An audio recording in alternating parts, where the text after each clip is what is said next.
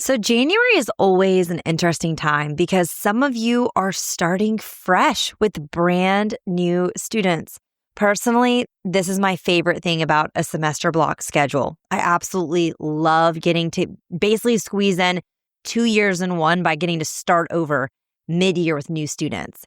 But based on my conversations in my inboxes, it sounds like most of you are with the same group of students you've had for the last 4 or 5 months, whether you're on a traditional schedule or an AB all year schedule. You're with the same people and things have gotten maybe a little too familiar. Lines have been blurred, boundaries have been crossed, expectations have been forgotten, and you don't feel like you can fully start over and start completely fresh all over again because you have history with these students. So how do you hit the proverbial factory reset button on your classroom management to reset expectations and regain control in a new way mid-year? That is what today's episode is all about. Let's dive in. This is Secondary Science Simplified, a podcast for secondary science teachers who want to engage their students and simplify their lives. I'm Rebecca Joyner from It's Not Rocket Science. As a high school science teacher turned curriculum writer, I am passionate about helping other science teachers love their jobs, serve their students, and do it all in only 40 hours a week. Are you ready to rock the time you spend in your classroom and actually have a life outside of it? You are in the right place, teacher friend. Let's get to today's episode. So first, I have to say this, and I've said this before, and I'll probably say it again on this podcast as long as this podcast exists. And it's that you can, in fact, hit the reset button mid-year.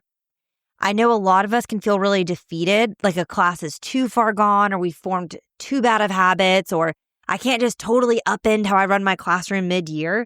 But the truth is, no group is ever too far gone, and you can always start over and totally train your students and new procedures and new ways of doing things.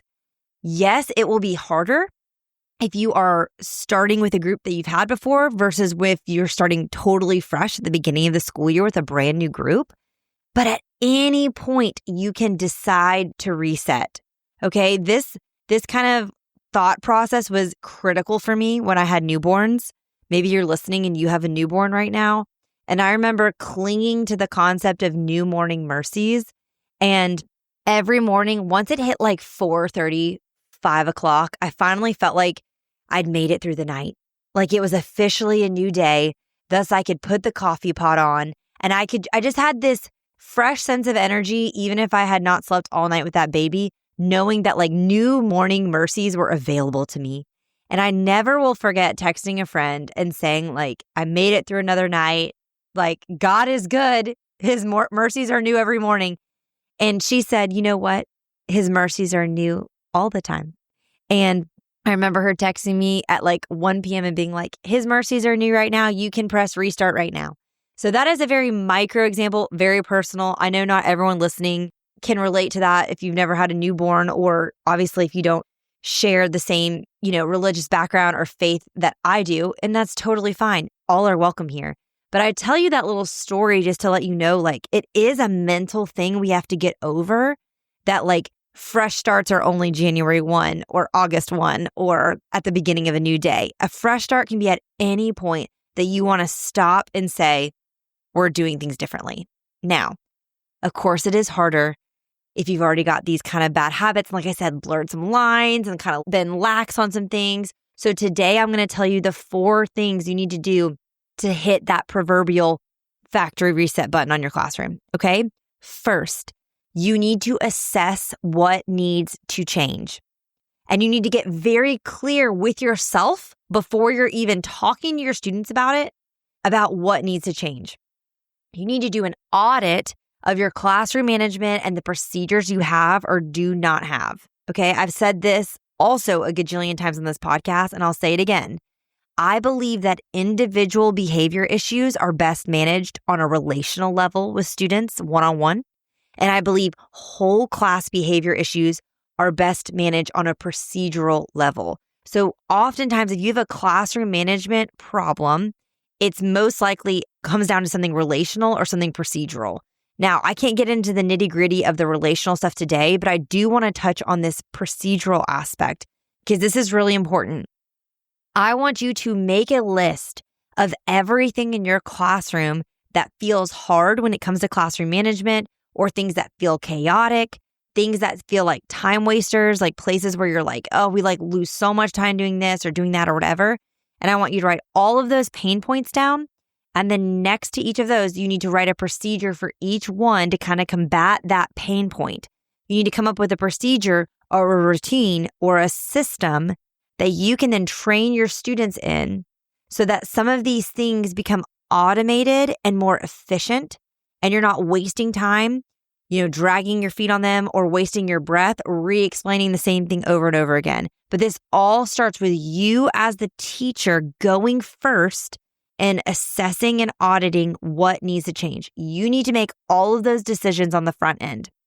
And maybe if you write down like 50 things and you're super overwhelmed, then okay, we're going to pick like the 4 biggies, and that's where we're going to start.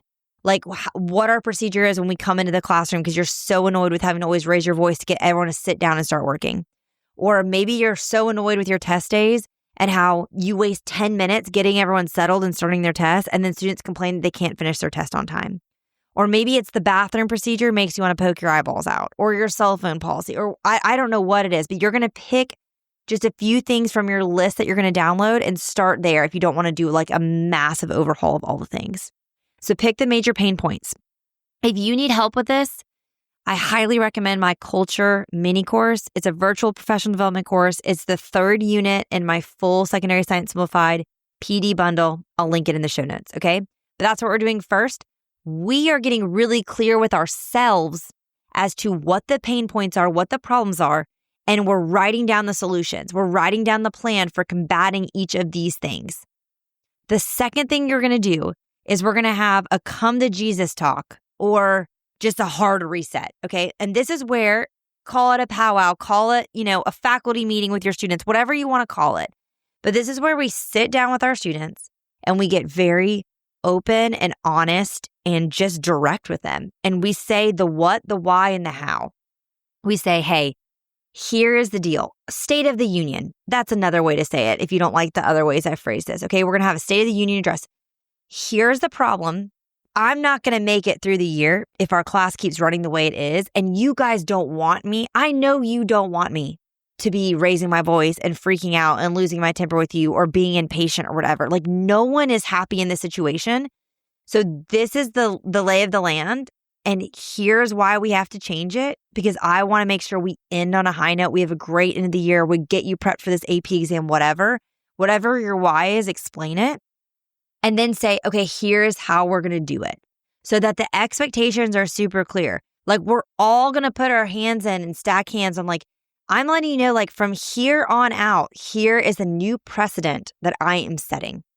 So you have to have that conversation with them. You can't just like all of a sudden just like throw up some posters on your wall and be like, we're changing things, and then just expect them to understand. I think it's really clear that like this is your factory reset, is coming to them and telling them we're doing this. Like when you walk in tomorrow, maybe you're using the last 10 minutes of class and saying, hey, on a Friday, and you're saying, hey, when y'all come in on Monday, I'm just letting you know, I'm going to be treating it like it's the first day of school. I'm not going over a syllabus, but I'm going to retrain you in all of these things. We're going to slow down so that then we can speed up the rest of the school year and just have a smooth end to our year together. Okay. So 1, you on your own are assessing what needs to change, identifying the problems, articulating the solution. So you are ready for that. Second, you're having your State of the Union address, your come to Jesus talk, your hard press of the reset button with your students. So you're all on the same page. Third, and this happens at that come to Jesus talk, but it also happens on a daily basis, is you are now very responsible for clearly communicating your expectations to them. And you can do this a lot of ways. Obviously, we're going to be doing this orally. I also recommend maybe making some signage, like putting a sign by the pencil sharpener with that procedure, or putting a sign by the door for where they're going to check out for the bathroom, or putting a sign by the cabinets where the lab equipment is to refresh them on like what the procedure is going to be for cleaning up labs and things like that. Putting a sign on your door are outside your door on test day of like, here's the expectation, and then really drilling it into them. You can also, I've before given my students a printout of procedures, like a literal one pager of like, if this happens, then this is the expectation. Or if you need this, then you do this. Like truly, I have done that before. And then also, like I said, again, orally, we're going to repeat things over and over. I highly recommend also even writing down some refrains, like some things that you will say the same way over and over so they can really start to memorize that phrasing. For instance, when students just complained in my class, okay, I didn't write a procedure for this, but anytime I just heard complaints, I'd be like, ooh, sounds like a personal problem. And sometimes if I want to be more positive, I'd say, ooh, sounds like a personal problem, but you're a problem solver. Or if I wanted to be even more helpful, ooh, sounds like a personal problem, but you're a problem solver. Let me know if you need help with the solution. Okay, so you can kind of, choose your fighter there in terms of like how kind versus sassy you want to be with your students. But I had refrains like that. So then it got to the point that I said them so often that if anyone complained in my class, someone else would say, ooh, sounds like a personal problem. Like people would just speak it for me. Okay, we want them to be so ingrained in their head because we're communicating it so clearly. And that leads me to the fourth thing you're going to do. Not only are you clearly communicating, you're also consistently reinforcing. This is the most important part of this factory reset on your classroom management being successful. It's that you hold the line. You, the teacher, have to be committed here. I think I've made this connection to potty training on the podcast before, but I have to bring it up again. I read so much potty training literature before I potty trained my oldest. This was back, I potty trained him when the pandemic started in March 2020, because that was back when we thought like, oh, we'll be home for 2 weeks. So I was like, oh, I'll use this time that he's home to potty train him. I read all these books, started it. Then we were home for forever and everything was changed. But I read so much potty training literature and I've now potty trained 3 children successfully. And the one thing I tell anyone who's about to potty train their child, and I got from several books, is like, I don't even worry about like child readiness signals. I think any child can learn to be potty trained as long as you, the parent, are committed to teaching them to be potty trained. Because I truly believe like 90% of the potty training battle is like mental warfare with your child. And like you needing the mental fortitude to push through the constant repetition, the constant cleaning of soiled clothes, the constant cleaning of dirty things on your ground, the constant spraying of a car seat or pulling over on the side of the road when they tell you they have to go potty. Like you are the one that has to be committed to your child learning this. And I use the same methodology with all 3 of my kids that I potty trained. One child took about 2 weeks of it. And then it was very like a gradual thing. One child, it was overnight, literally 24 hours, got it. The other child showed absolutely zero progress for a full week, no progress. It was like nothing was being absorbed. Woke up day 8, never had an accident again. And this is several years later. Like, so funny how they all responded differently. But I say all this to say, the reason all of them, I believe, were successful in potty training was because I held the line and I was committed to the bit. You in your classroom, with whatever you decide to do classroom management wise, you need to commit to the bit. You have to decide that this matters enough for you to uphold it. It's so easy day 3, day 4 of potty training to get tired and just want to give up and put a pull-up on them or and say, we'll do this next year. Just like it's going to be so easy for you week 3, week 4, to start kind of letting the line go slack again, letting the lines be blurred again, letting the boundaries be crossed again. And then in another month, you're back to where you are right now. You're frustrated, you're exhausted, and you're just counting down to the end of school. You have to hold the line and consistently reinforce. Again, I think it means slowing down and reteaching these things over and over and clearly communicating it. But that is how you're going to have progress here. Now, if you're like, I need really practical tools for classroom management. I need hacks. I need to know what methods you're using. How are you punishing, rewarding, whatever. I have done so many podcast episodes about classroom management. I'm very passionate about classroom management. I think I have almost 20 episodes on it. And so I'm going to link in the show notes, or you can find it by typing it in, but it's bit.ly/SSS podcast episodes. And I made a spreadsheet earlier this year and I update it at the end of every month, but it has all of these different tabs and I organize all of the Secondary Science Simplified podcast episodes on these tabs. So there's like a beginning of the year tab and an end of the year. There's a pep talk tab. There's teaching practice, grading, lesson planning, classroom management, work-life balance, student apathy, like all these different categories so that you can really, really easily access anything I've ever said about this topic.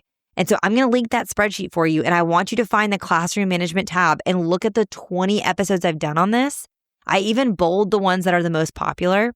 So that way you can kind of be like, oh, that's one that like a lot of people listen to. That must be a good one to kind of help you get started.